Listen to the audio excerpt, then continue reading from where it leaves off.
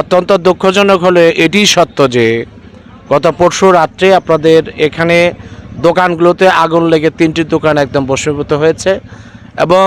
আগুন এমন একটা জিনিস যেখানে লাগে সেখানে সব কিছু শেষ করে ফেলে। আপনাদের এই বাজারে গত বছরও আগুন ধরে পড়ে গিয়েছিল। আমাদের যাদের দোকান পড়েছে, যাদের ঘর পড়েছে, আমি আমার ব্যক্তিগত পক্ষ থেকে এবং আমার রাজনৈতিক অঙ্গনের পক্ষ থেকে তাদের প্রতি আমি সমবেদনা প্রকাশ করছি। পাশাপাশি তারা যাতে এই ব্যবসার অঙ্গনে আবার ফিরে আসতে পারে সেক্ষেত্রে সকলের সহযোগিতা আমি প্রত্যাশা করছি। পাশাপাশি আমি যেটা বলতে চাই যে এই যে 3টি দোকান পুড়ে গিয়েছে, আশেপাশের দোকানগুলোর মালামাল ক্ষতিগ্রস্ত হয়েছে, এই দোকানগুলোর ব্যবসায়ীগণ যাতে তাদের ব্যক্তিগত নামে এবং তাদের ক্ষতির হিসাব দিয়ে এটা সরকারের কাছে একটা আবেদন উপস্থাপন করে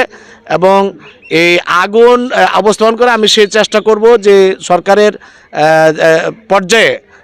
যে সহযোগিতাগুলো আছে সেগুলো যদিও সরকারের বিষয়, এগুলো আমার কোনো বিষয় নয়, তবুও আমি যেহেতু রাজনীতি করি, সমাজনীতি করি, সেই হিসাবে আমি তাদের সাথে দান দরবার করে তদবির করে আপনাদের পাশে এই সহযোগিতা যতটুকু সম্ভব আমি করে দেওয়ার চেষ্টা করব। পাশাপাশি আপনাদের যেটা বলবো যে একটি সাবমার্সিবলের জন্য আপনারা আবেদন করবেন।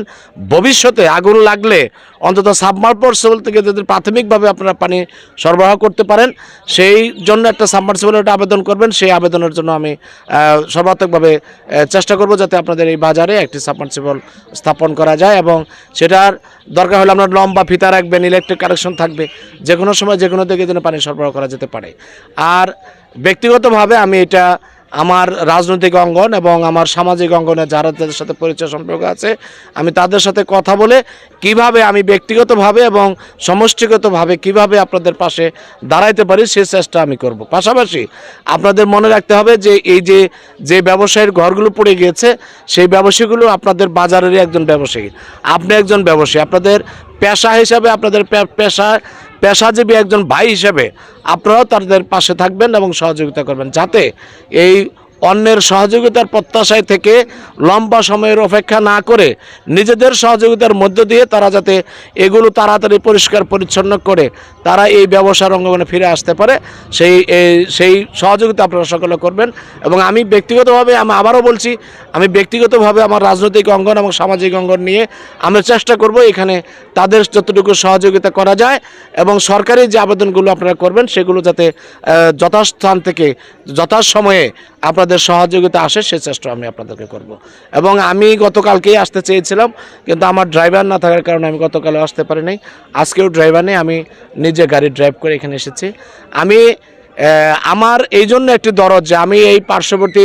আলাউদ্দিন সিদ্দিকী কলেজে এখানে পড়াশোনা করেছি, আমি এখানে হোস্টেলে 2টি বছর থেকেছি, তখন এখানে দোকানপাট ছিল না, আমরা একদিন বৃষ্টি হলে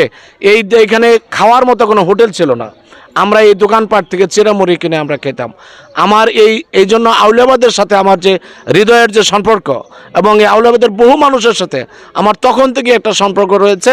এবং এই হৃদয়ের সম্পর্ক এবং আমার এই আউলিয়াবাদ বাজারে আগুন ধরে পড়ে গিয়েছে এটা আমি আসলে মনের দিক থেকে খুব কষ্ট পেয়েছি। রহমান রাহিম,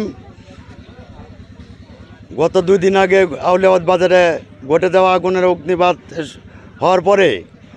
3টি দোকান একেবারে আগুনে জ্বলে ভস্মীভূত হয়ে গেছে। আপনাদেরকে সহমর্মিতা এবং সমবেদনা জানাতে এখানে এসেছেন আমাদের প্রাণপ্রিয় নেতা,